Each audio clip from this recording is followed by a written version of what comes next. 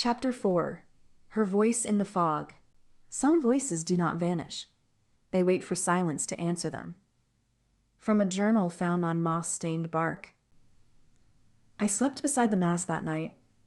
Not because I was afraid, but because it felt like the only thing left that hadn't changed. Its trunk was cool and smooth beneath my back, and I could feel a faint vibration within it, low and steady, like the sound a stone might carry if it remembered once being a mountain. I held the knife close. The red string was already beginning to fray. The morning light arrived imperfectly. The sky brightened, but the fog remained. It blanketed the bay in a soft weight, thick enough to taste. It tasted like water that had forgotten how to move. I stood at the edge of the clearing, where the trees had always stood back just slightly. Everything beyond was muffled. I called out once, without thinking, "Mother?" There was no echo. The word simply fell into the mist and disappeared. The path to the cave was still there, exactly where it had always been. I traced it with my eyes. I took one step, then another. Then I stopped. It wasn't fear. Not quite. More like a kind of knowing. As if something had taken root in my chest and refused to move. The fog grew denser as I walked. After 20 steps, the mass behind me had vanished from sight. The trees, which once pulled back for her, remained as they were. Unmoved. Present. The world had never truly welcomed me. I had always been permitted to exist here because of her. Now, I was alone, and the world remembered it. When I reached the cave, I didn't go inside. Instead, I walked slowly around the edge of the clearing. The soil was soft and damp beneath my feet.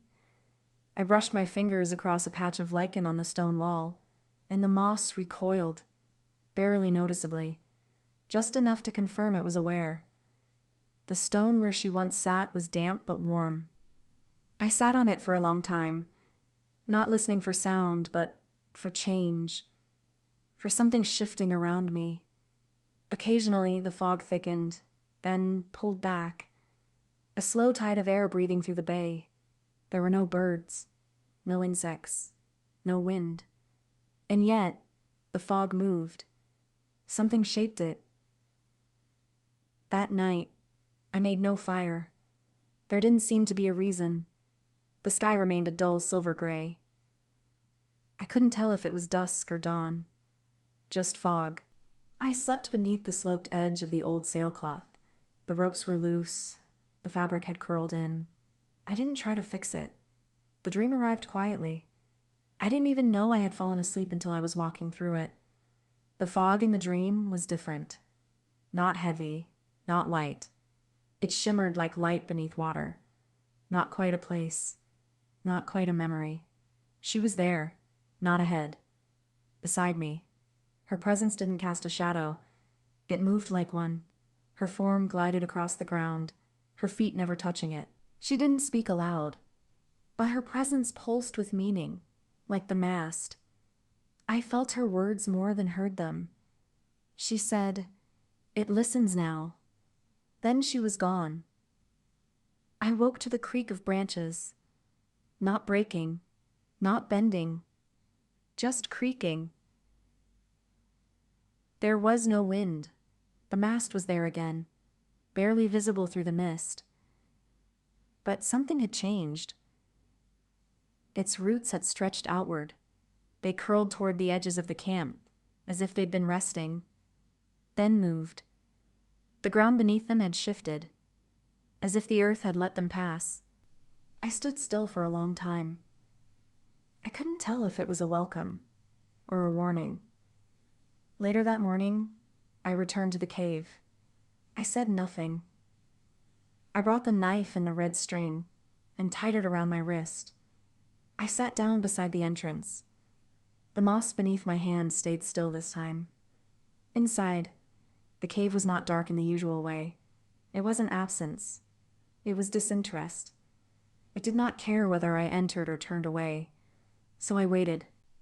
The fog wrapped around me, then slowly pulled back. It brushed against my arms like a tide sliding away from the shore. Then I heard something. Not a voice. Not hers. But something with the same weight. A low vibration. Deep. Rhythmic. Subtle. I turned toward the mast. It was humming. Not loud, but steady. The air between us changed. I felt the sound inside my ribs. It was the same hum I had once felt in sleep. But now it reached toward me, as if it knew I was finally listening. It was not a call. It was an announcement. It was awake. That night, I stacked stones near the edge of the camp. I don't know why. The next morning, when it changed, the bottom stone was darker, damp. I touched it. It was warm. I left it alone. The next day, I walked the bay again. Not far.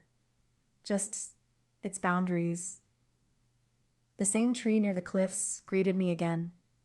But its bark looked different. It resembled a face. Familiar. The fog followed me this time. Not close. Not far. It didn't press or pull. Just followed. I started speaking aloud, now and then. Not to call her. Just to see if anything would respond. It didn't. But it listened.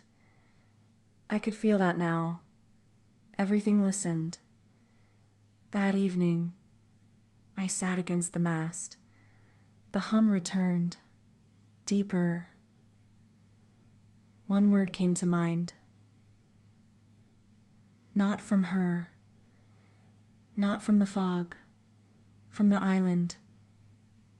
Wait. I didn't know what it meant. But I obeyed.